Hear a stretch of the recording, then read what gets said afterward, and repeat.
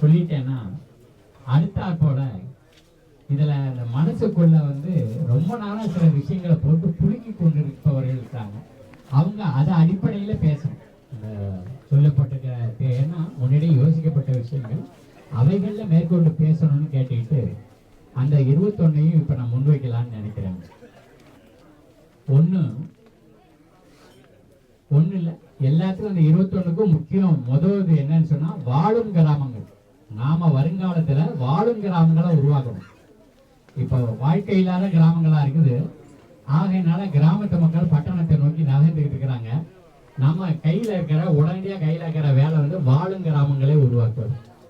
இந்த வாழும் கிராமங்களை உருவாக்குவதில் முதல்ல நாங்க நினைச்சது விளையாட்டு. இந்த பிள்ளைகள் விளையாட்டு செஞ்சு காமிச்சிட்டு போயிருக்கோம். நிறைய ஊர்கள்ல இப்போ நிலம் தரிசாலாம் கிடக்குது.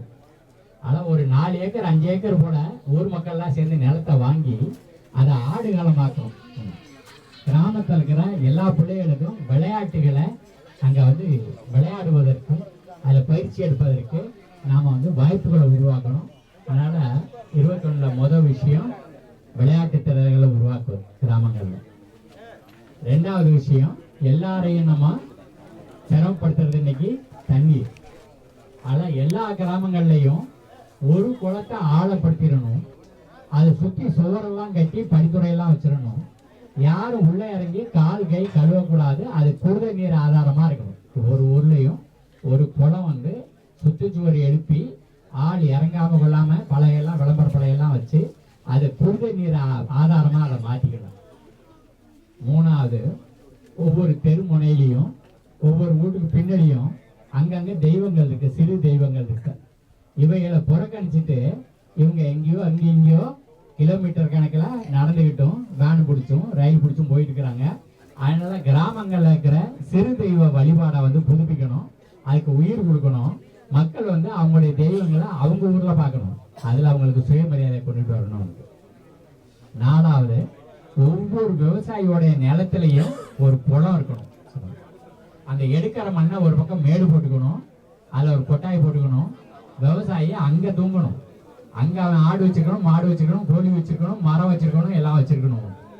ஒவ்வொரு விவசாயியோடைய ஒவ்வொரு நிலத்திலையும் ஒரு குளம் இருக்கணும். 5வது எந்த ஊரை ஊட்டையும் தாண்டி மாடுகள் எல்லை கடந்து போகக்கூடாது. ஊர் தாண்டி மாடுகள் எல்லை கடந்து போகக்கூடாது. மறுபடியும் நினைவுபடுத்துவோம். 1 முதலாவதா கிராமங்கள்ல விளையாட்டு தடை இருக்கணும். 2 குடித நீர் சமையலுக்கான குளம் இருக்கணும். 3வது சிறு தெய்வ வழிபாடை போற்றணும். 4வது ஒவ்வொரு நிலத்திலையும் குளம் இருக்கணும். 5வது மாடுகள் ஊர் தாண்டி போறது தட்டு நிறுத்தப்படணும். 6வது ஒவ்வொரு ஊர்லயும் ஒரு தகவல் மையம் இருக்கணும். ஊர்ல இருக்கிற யாரா இருந்தாலும் சரி அந்த தகவல் அவங்களுக்கு தேவைப்படுற தகவலை அது வழங்கக்கூடிய இடமா இருக்கணும். தகவல் மையம் இருக்கணும். அது அரசு அதிகாரிகள் அலுவலகங்கள்ல இருக்கிற எல்லா தகவல்களையும் வாங்கி இந்த மக்களுக்கு கைமாத்துறதா இருக்கணும். 7வதா ஒவ்வொரு ஊர்லயும் ஒரு பண்ணை சேவை மையம் இருக்கணும். எல்லா கருவிகளும் எல்லா சாதனங்களும் எல்லா விவசாயியும் வச்சுக்க முடியாது. தமிழ்நாட்டில் 80 விழுக்காடு விவசாயிகள் பாண்டிச்சேரியில் உட்பட 2 ஏக்கருக்கு மேல நிலம் வச்சிருக்கல. அப்போ அவர்களுக்கு வேண்டிய கருவிகளும் சாதனங்களும் இந்த பண்ணை சேவை மையத்தில் இருக்கணும். அவங்க வாடகை கொடுத்துட்டு அதை வாங்கிட்டு போய் உபயோகிச்சுக்கணும். அவங்க கொடுக்குற வாடகையில அது ஒரு 2 நாளை அங்கே வேலைக்கு அமைத்திக்கணும். அரசாங்கத்துடைய உதவியெல்லாம் பெற்று அரசாங்கத்துடைய மானியம் எல்லாம் பெற்று அந்த கருவிகளை அங்கே சேமிக்கிற வேலைகளை நம்ம செய்யணும். 8வது விஷயம் எல்லா கிராமங்கள்லையும் பள்ளிக்கூடம் இருக்குது.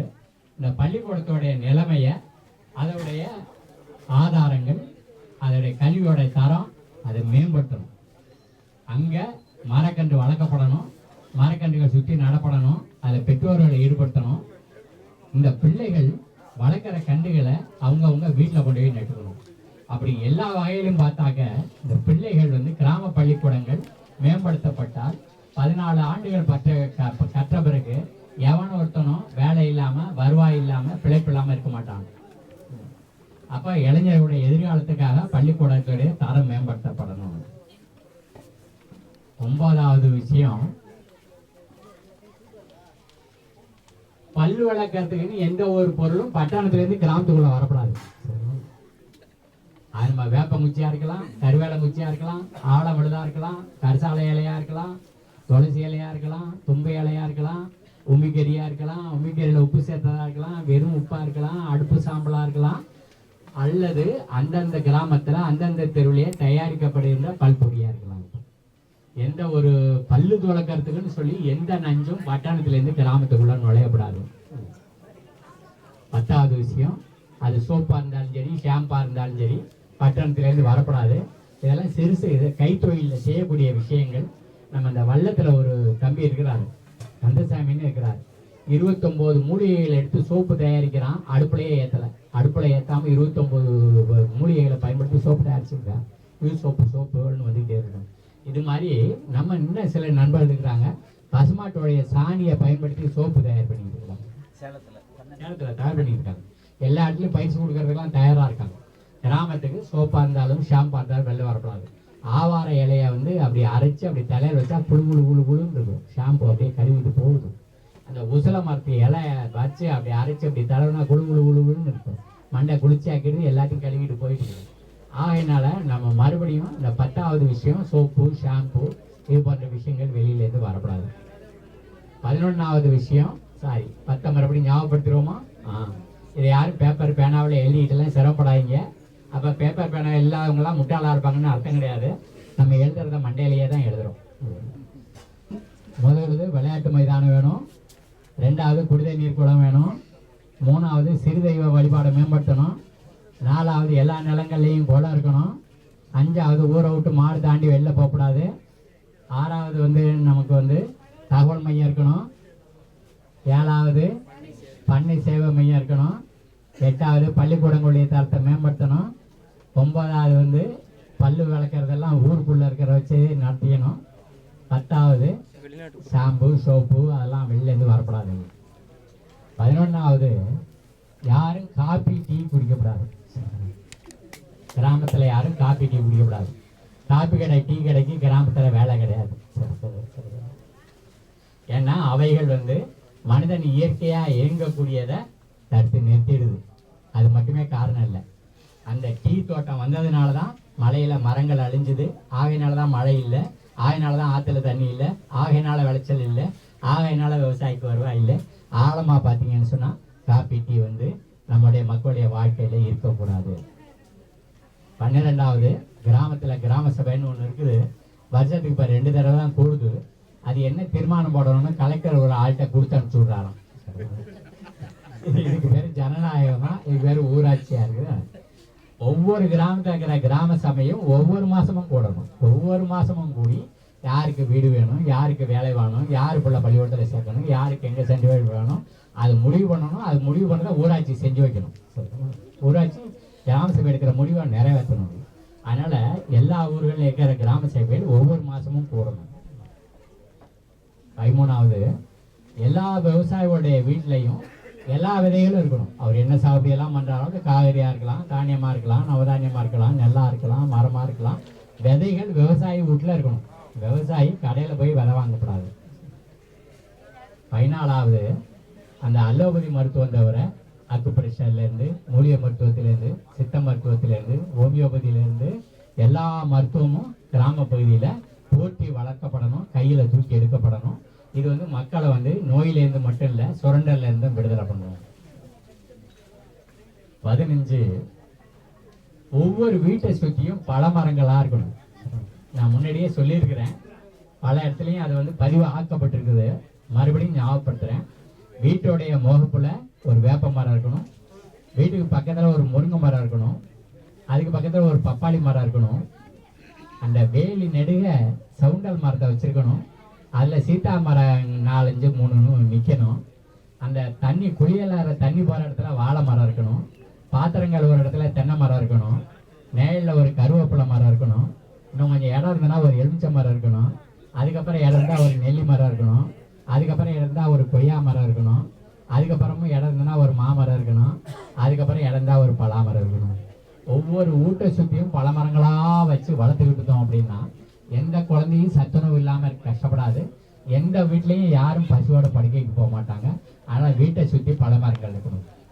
எங்கெல்லாம் நிழல் இருக்கோ அங்கெல்லாம் தேன் பட்டி வைக்கணும். தேன் ஒவ்வொரு குழந்தையும் ஒவ்வொரு பெரியோரும் தேனியை படிக்கணும், தேனை பார்க்கணும், தேனை எடுக்கணும். தேன் மருந்துக்கு மட்டும் இல்லை, நம்ம சாப்பாட்டில் சீனிக்கு பதிலாக தேன் உணவுல சேரணும். 17 எல்லா மாடும் சாணி போடுது. அதனால மாடு தான் சாணி போடணும்னு அவசியம் இல்லை, ஆடும் போடும் கோழியும் போடும். எல்லாத்தையும் கரைச்சி ஊற்றினா அது எரிசக்தி வந்துடும். அப்போ எங்கே பார்த்தாலும் சாண எரிவாயுக்களும் எல்லா வீடுகளுடைய கொல்லப்புறத்துலையும் இருக்கணும். அது 17. 18 கிராமப்புறத்தில் இருக்கிற பெண்கள் குழந்தைகளுக்கு தச்சு பயிற்சி அளிக்கணும். எந்த ஒரு மரமாக இருந்தாலும் 15 நாள் 35 ஊற போட்டால் அது கெட்டியாயிடுச்சு, அது உளுத்து போகிறதில்லை. அவர்கள் என்ன தங்களுக்கு வீட்டுக்கு வேணுங்கிற முக்காலிலேருந்து நாக்காலிலேருந்து நிலையிலேருந்து சன்னல்லேருந்து அலமாரிலேருந்து எல்லாம் பண்ணிக்குவாங்க. கூரையை அவங்களே ரிப்பேர் பண்ணிக்குவாங்க. எந்த ஏழை மக்களும் ஓட்ட கூரையில் வாழ மாட்டாங்க, அரசாங்கத்திட்ட கோரிக்கை தூக்கிட்டு போக மாட்டாங்க. அதனால் பெண்களுக்கும் குழந்தைகளுக்கும் தச்சு பயிற்சி கொடுத்து இருக்கிற எந்த மரத்தையாக இருந்தாலும் அவங்களுக்கு சாதகமாக மாற்றிக்கொள்வதற்கான ஒரு ஏற்பாடுகளை செய்யணும். வீடுக்கு வீடு மாடுகள் இருக்கும், வீடு வீடு ஆடுகள் இருக்கும். அதில் பொது மேய்ச்சல் நிலங்கள் இருக்கணும். கிராமத்துக்கு பொது மேய்ச்சல் நிலங்கள் இருக்கணும். 20வது மக்கள் உற்பத்தி பண்ண பொருள்களை அடுத்தவங்களுக்கு பண்ட மாற்றலை பரிமாறிக்கணும். அதுபோல் மாற்றாள் முறையில் யாருக்கு தேவைப்படுதோ மற்றவங்க போய் வேலை செஞ்சு கொடுக்கணும். அவங்க வேலை செஞ்சுட்டு வருவாங்க. இந்த பணத்தை காலில் போட்டு முடிக்கணும். டேட்டி கரன்சியை காலில் போட்டு முடிக்கணும். அந்த பணம் நம்ம தலையில இருந்து முடிக்கப்படணும். 21 இயற்கை வேளாண்மை கையில் எடுக்கணும். இது வரையும் சொன்ன 20 விஷயமும் அந்த இயற்கை வேளாண்மையோடு சம்மந்தப்பட்டதாக இருக்குது. அது இயற்கை வேளாண்மை இல்லைன்னா மீன் வளர்க்க முடியாது, இயற்கை வேளாண்மை இல்லைன்னா தேனி வளர்க்க முடியாது. இயற்கை வேளாண்மை வேணும்னாக்கா அந்த சோப்பு மண்ணில் சேரப்படாது. அதனால எல்லாத்தோடும் சேர்ந்து அந்த முழுமையாக நமக்கு நிற்கிறது இருக்கு. அது இயற்கை வேளாண்மை. இயற்கை வேளாண்மை பற்றி பாருங்க, இயற்கை வாழ்வியல். மறுபடியும் இந்த ஒரு ஞாபகப்படுத்திடுவோம். இந்த 1